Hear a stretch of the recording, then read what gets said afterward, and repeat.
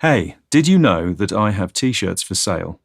Yes, they are so cool and feature designs like businessman with pencil fair head riding a unicorn.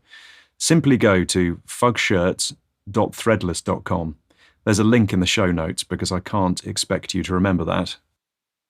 Hey, how's it going on about my new phone and Insta friend #trolldung ganud for you to see the new me, likey ring finger, see me new hair balloon, fleshing out your thigh, am in trouble with the corpse of Alain de Botton, not Abed his robot butler who looks more like Alain de Botton than he does that sound like the sound of one hand me that hand book of hands, crispy and ampersand, which is why frontside looks like your backside of curly fries, and which and soup up to you don't look like you, who aren't you? On I'm nobody you don't know, where can I get cat litter? Do you want to fight my cat? You'll lose because she's actually a bloke in a cat costume. Welcome to another Wise on the Prize, Marrow Boy. Hello and welcome to Fugcast. And this month is a very special episode that is all about Bob Dylan. Younger listeners don't exist, so you are no doubt familiar with Bob Dylan's songs like Candle in the Wind and Donut Man. And all his recent songs are good too, although all his lyrics now tend to be about Screwfix.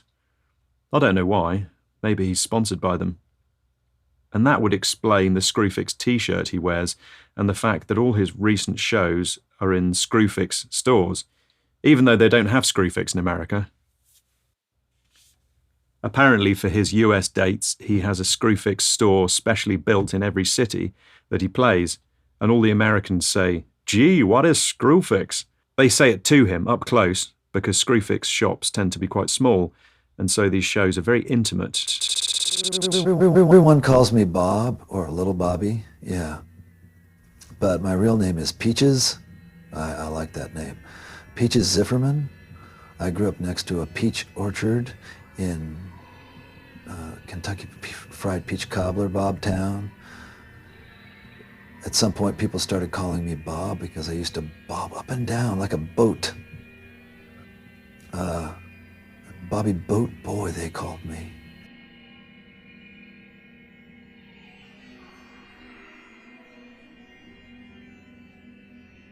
The artist of Bob Dylan, who wrote classic songs such as The Times Are A-Changing, Candle in the Wind, and also Mr. Tambourine Man, is widely known as the greatest of all songwriters. And there is a new film about him starring Steve McFadden, and yes, indeed, it is directed by Ross Kemp, and also stars computer-generated Barbara Windsor as Bob Dylan's accountant, and computer-generated Sid James as the tiny dog in Bob's ear who tells him how to write his songs. This is based on the true story of Bob Dylan's real life, and although some details have been changed because in real life Bob Dylan spoke like this, not like this, and in real life his accountant probably spoke like this, not like this, and in real life he probably wrote his own songs.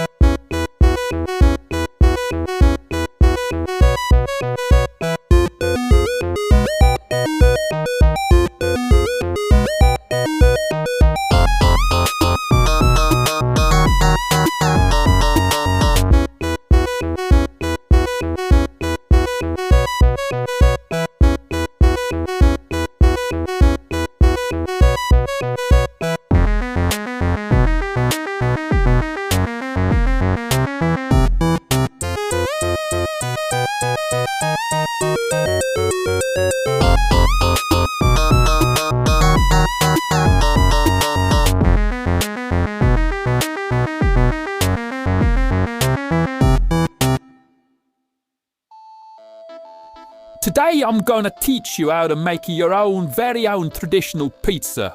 So I have the actual base that I got from Morrison. Take it very gently out of the plastic. I love it. It sounds so very much. and then give him a sniff and smell that lovely smell of Morrison. I got a mate called Jimmy who actually works in the Morrison. I call him Jim Morrison, like that fella from The Doors, but also that is his actual name. Okay, then we get the dolmio sauce, a whole jar of that lovely dolmio, and we're nearly done. Just have some patience in it. Now we put the cheese on, and I use the already grated from Morrison, because what, you expect me to grate my own? What, are you mad? I'll get sore wrists if I do that. When the musician Gob Boblin looked in his wardrobe, he was so surprised to find a little guy in there who smoked like this and said, "Hey man, my name is Bob. Can I be your butler or whatever?" And Gob said back to him, "Yeah, I guess so, but I can't afford to pay you in money. Will household dust suffice?" And Bob said, "How can I answer that if you have the nerve to ask me? But of course..."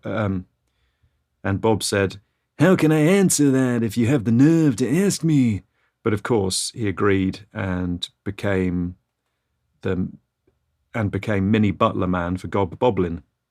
And it turned out that being paid in dust was a good thing, as its value is more stable than fiat currency.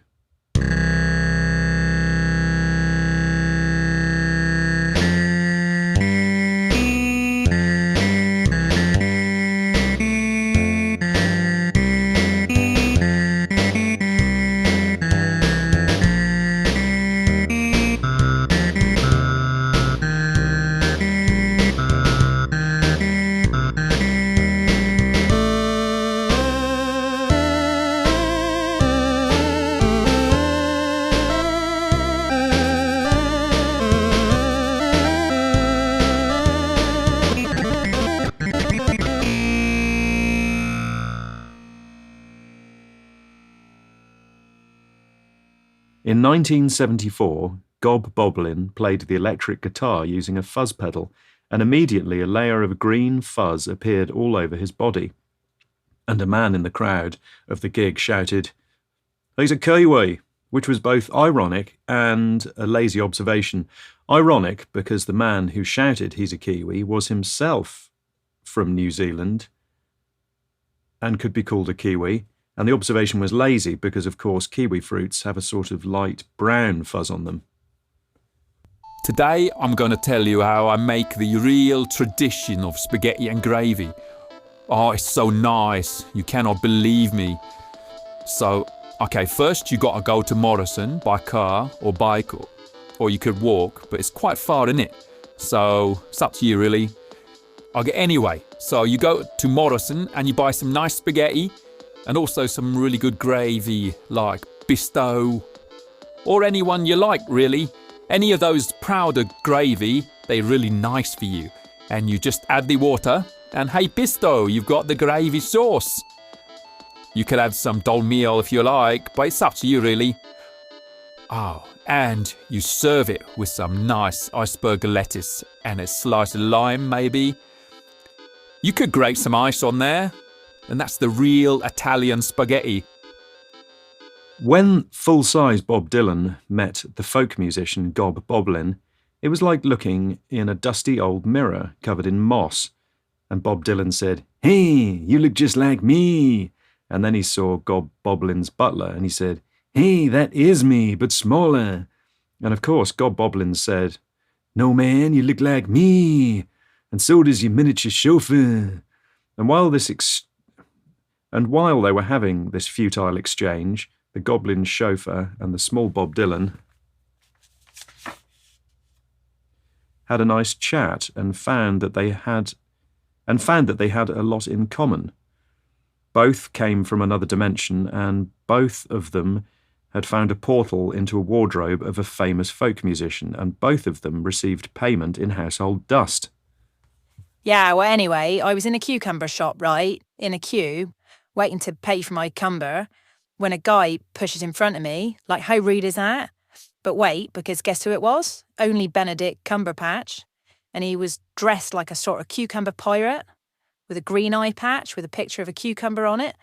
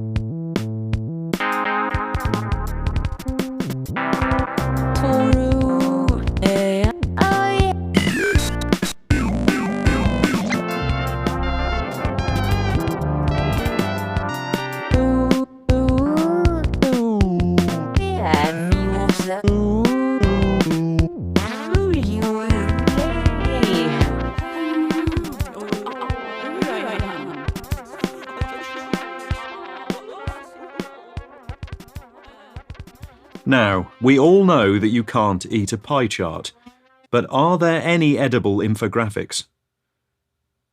Well, imagine an actual physical pie chart in the real world, and it is in fact a pie, but also a chart, and features 7 different colours: light beige, dark beige, normal beige, and other shades of beige. There is a square piece of pastry to the right of the pie, and it will help you decipher the information on the pie. Or will it? Because upon closer inspection, the piece of pastry is covered in a series of mysterious hieroglyphics depicting all manner of graphs and charts, including pie charts. How can you decipher this information? Are you good at this sort of thing? Will you give it a try? Will you at least give it a try, or will you eat the pie and the piece of pastry? But wait, because there's another piece of pastry that has more information on it. Yes, it appears to be a sort of pastry Rosetta Stone. Oh, too late. You've eaten the pie and the piece of pastry and the other bit of pastry, and I don't blame you. But wait, because it was a poisoned pie and you will die in 3 days. What we're going to do today is make a very nice lasagna pie with a salad. So first, we're going to drive to Morrison, or you could walk, but it takes ages, innit? It's up to you, really. So anyway, when you get there, ask if Jim is working. And you say, "Oh, thanks, yeah, hi Jim, have you got any of those Uncle Tony lasagna meals?"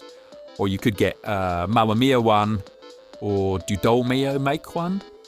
Anyway, you got to drive all the way home, put the lasagna in the oven or microwave.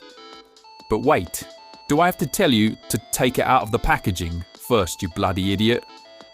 Okay, did you get any bag of salad? No? Oh well, just eat the lasagna and watch a nice film like Honey, I Got Shrunk last night. Bob Dylan grew up next to a peach orchard, and oh yes, he got a job picking peaches, and his boss was a big pear-shaped man called Mr. Pear, and he paid Bob in peach stones. Bob also lived near a record shop where they sold all the latest blues and rock and roll records. And as luck would have it, the old blind man who ran the shop did accept peach stones as payment, and he gave all his records to Bob in exchange for all the peach stones, and he said, "Gee, with these peach stones, I'm going to start my own peach orchard business and be a goddamn millionaire." But it takes quite a few years for peach trees to grow, and so although he did plant them in his garden, which was quite large, he died before the trees produced a single goddamn peach. He was quite old. In 1972, Bob Dylan met the Beatles, and he taught them how to smoke a spliff, and they all sat around laughing. And Chris had a whitey, and after that they made their most famous album of Rainbow Man, and then Bob Dylan met Eric Clapton and showed him how to smoke a spliff, and shortly after that Eric made his legendary album of Electric Unicorn Mushroom Boy, and then Bob met the Bee Gees and told them about spliff, and they made their most famous album of Squaring the Circular Triangle.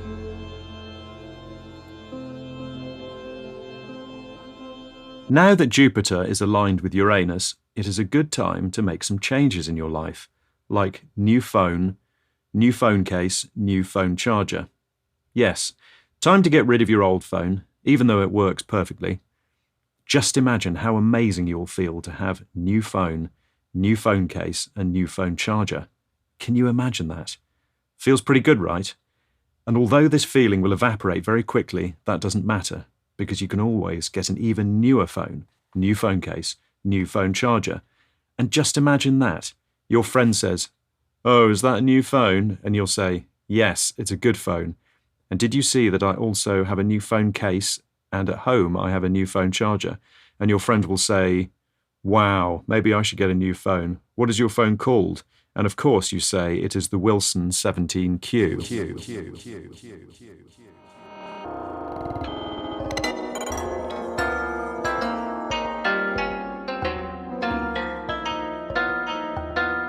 The Wilson 17Q is the new phone from my grown-up stepson Wilson. It comes in either black or beige and looks just like a real phone. And it is in many ways a real phone, except you can't call anyone on it, or surf the web, or text message, because it's solid wood that has been painted by my stepson, called Wilson, to look just like a phone. But don't worry, because he has written cryptic messages on pieces of card that attach to the phone with blue tack. And so if you're on bus or train or walking or in a pub with your mate, you can still stare at your quote-unquote phone and try to figure out what the cryptic message means. For example, one of my cryptic message cards says, "Ajad-jad-jad-jad-jad-jad-jad-jad." And another one says, "Make Wilson a sandwich, Wilson hungry." So, of course, I made him a sandwich, but it was a pretend wooden one with wooden lattice, cheese, mayo, ham, Lego, Waitrose receipt. And he actually ate it, because all he eats is wood, because when he was young, he was injected with woodworm DNA, and now he is a sort of superhero that eats wood, and his main enemy is a guy that lives up the street. Yeah, they really hate each other.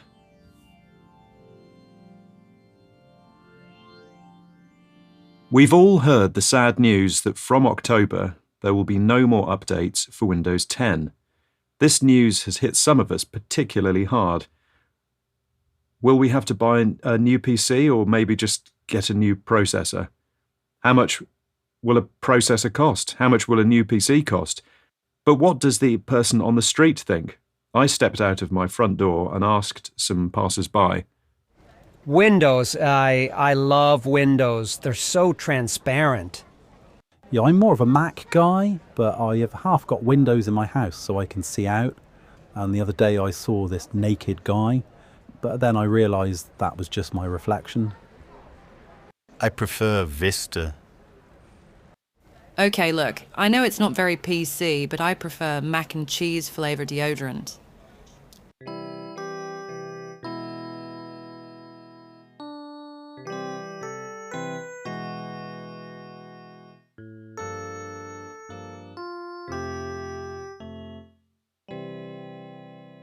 Is this the end of Windows 10? No more updates from October.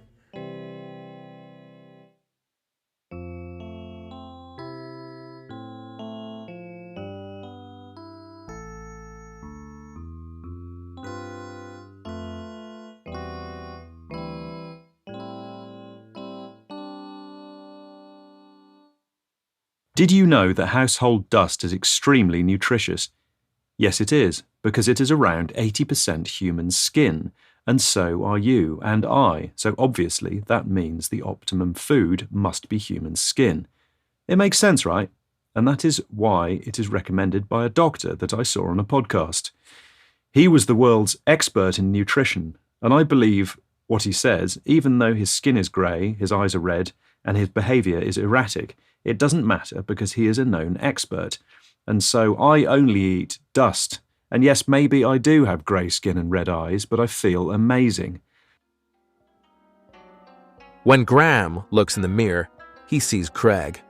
When Craig looks in the mirror, he sees Graham. And that's because these guys are identical-looking folk musicians standing either side of a mirror. That is actually not a mirror, but has just normal glass. I had a conversation with my higher self, Ben Phillips, this morning, and he said to me, "Simon, Jupiter is aligned with Uranus right now." And I said, "My anus?" And he said, "No, your anus." And I said, "My anus?" And he said, "No, your anus." And I said, "My anus?" And he said, "No, your anus." And I said, "My anus?" And he said, "No, your anus." And I said, "My anus?" And he said, "No, your anus." And I said, "My anus?" And he said, "No, your anus." And I said, "My anus?"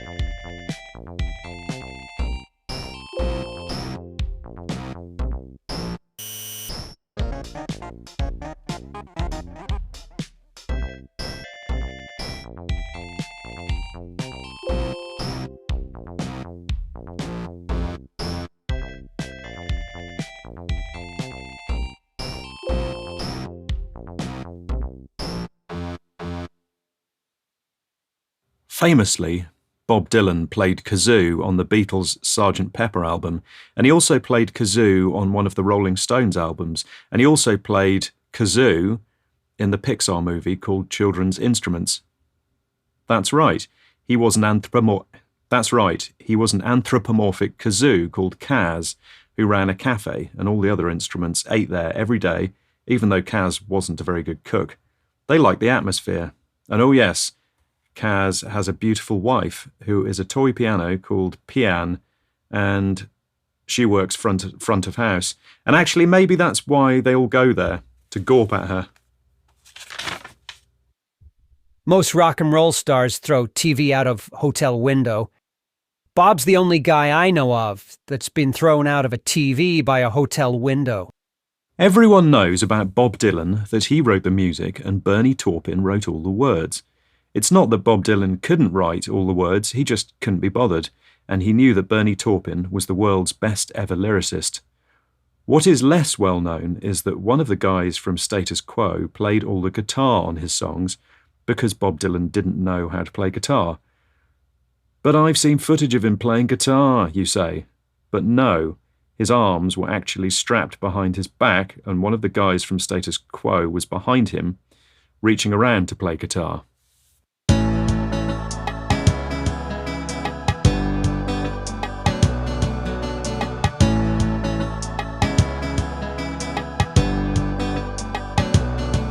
Once upon a time, in a magical forest, there lived a little fairy named Pittlebell. She had shiny wings, and also she smelled like wee. She loved exploring the forest and trying to make friends with the woodland creatures, but they all made fun of her because she smelled like wee. One sunny morning, as Pittlebell flew among the tall trees, she heard a soft whimper coming from behind a bush. Curious, she flew closer and discovered a tiny anthropomorphic turd. And guess what? They became best friends. The end.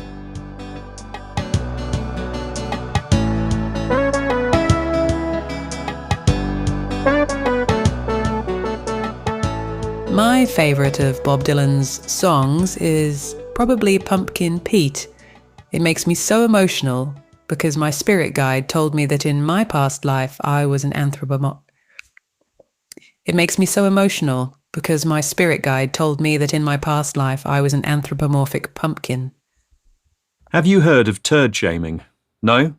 Well, it is a real thing, I tell you, because some people on social media said so.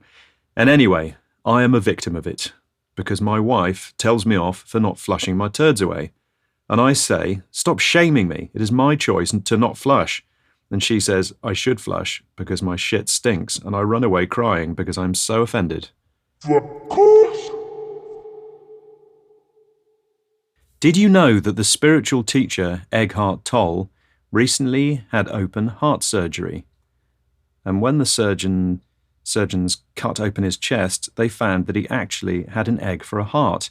Not a normal egg, but a chocolate Kinder egg. So the head surgeon, who was called Jill, cracked open the Kinder egg to find out what was inside. And guess what? It was full of scrambled egg. Don't go breaking my egg heart. It's a chocolate egg heart filled with scrambled egg.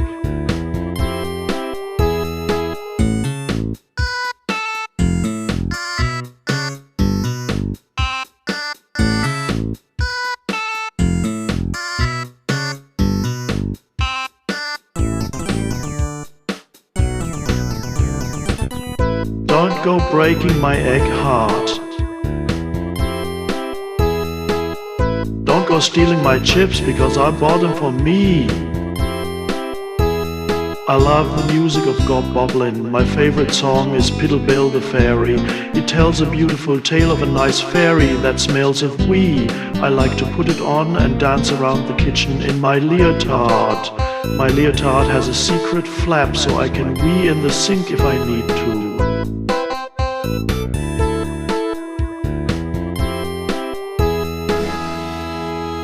Once upon a time, dear listener, there lived a family of anthropomorphic turds. They had faces and arms and legs and hopes and dreams, or at least they appeared to, for how can we really know if they were actually conscious?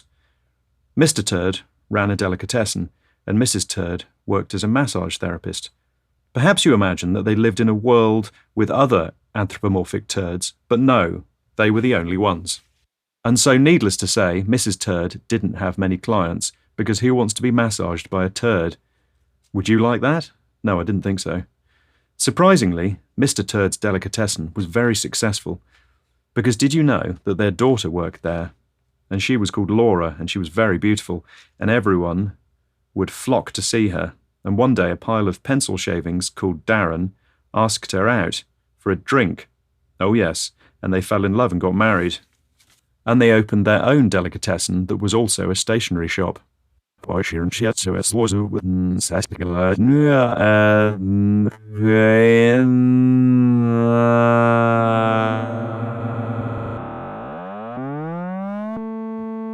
know that Alan de Botton has a button on the back of his head, and when it is pressed, his arms and legs fall off?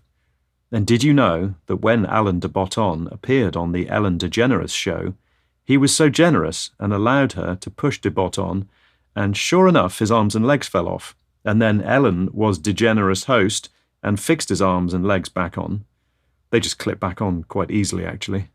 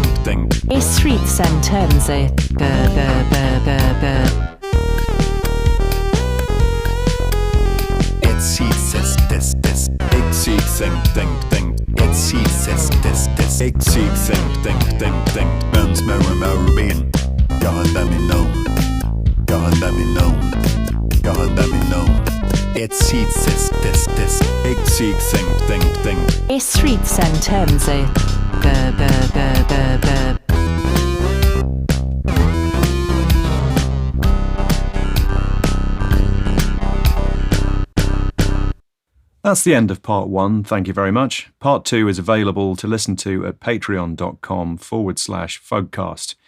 If you can give me a nice 5-star rating on Spotify or Apple, that would be so nice for me and I would like it so much.